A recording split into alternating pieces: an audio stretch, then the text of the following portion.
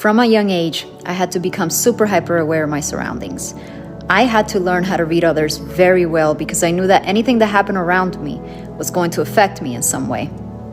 I learned to be very observant of micro expressions and behavior, allowing me to see beyond a person's conditioning. In other words, behind the mask that they wear to fit into the society. I guess you can call it a skill. I call it empathy. See, most people in this world, because of the conditioning that they have obtained from their surroundings, are operating from perception. I've been operating from perspective for a very long time. I had to. Operating from perspective allows me to sit in the mind of the person across from me. And if you ask any intelligence agency, they will probably tell you that they train their agents to operate from perspective for this same reason. Now, from my perspective, this allows me to bypass unnecessary experiences or relationships that are not there to nourish me.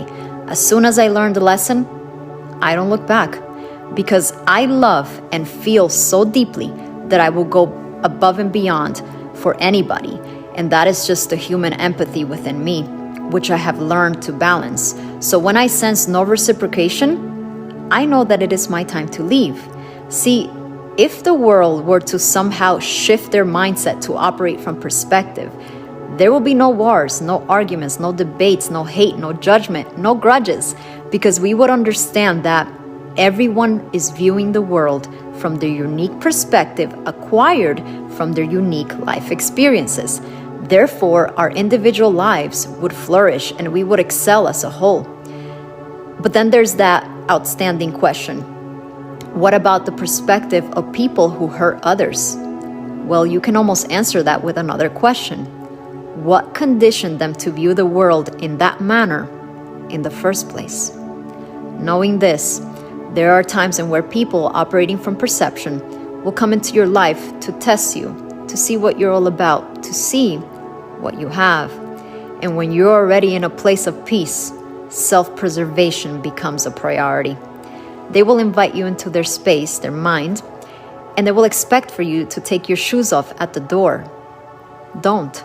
See, when you know who you truly are and your good intentions, you don't have to prove yourself to anybody. And then you're probably wondering, then why not take your shoes off?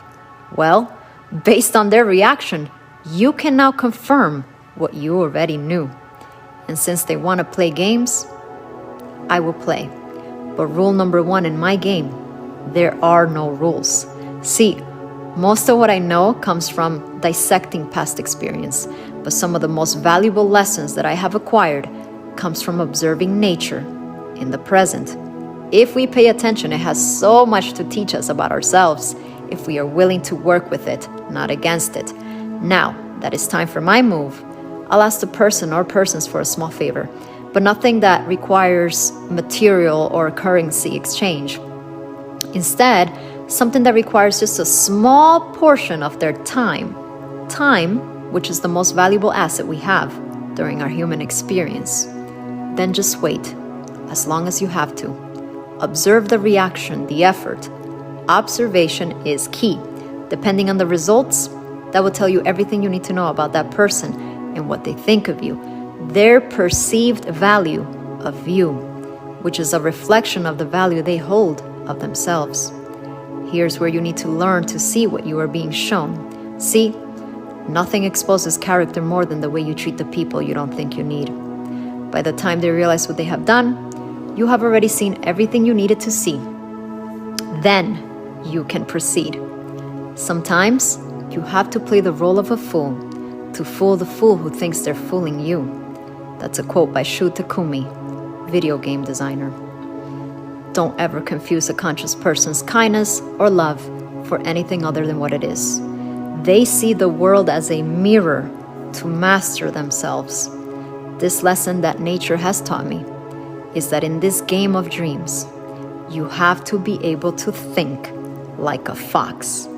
And what I mean by that is that it is very rare to encounter a fox.